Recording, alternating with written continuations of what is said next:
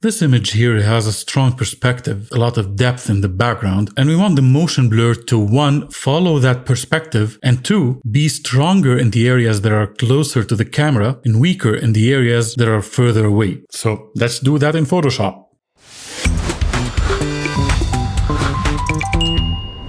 First of all, you need to separate the car from the background. So the car needs to be on its own layer. To do that, I duplicated the layer twice, used the pen tool to create a selection around the car, and created a mask to hide the background. Make sure you watch my videos about the pen tool and layer masks. You can find the links in the description.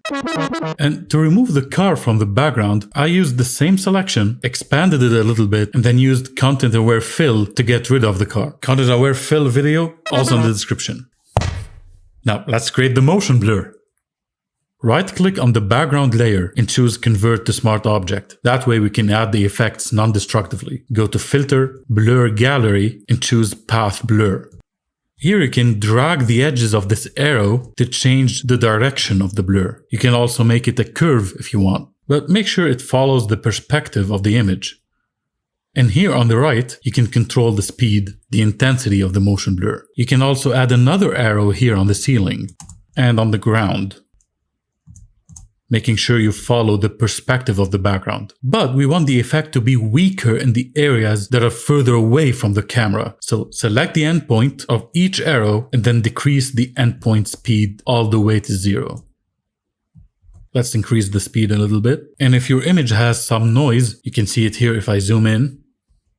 You can open the noise panel and increase the amount and change the size to recreate the effect. When you're done, click OK.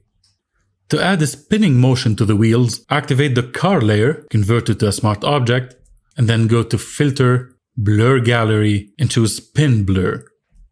Match the circle to the shape of the wheel and change the value of the blur angle here on the right.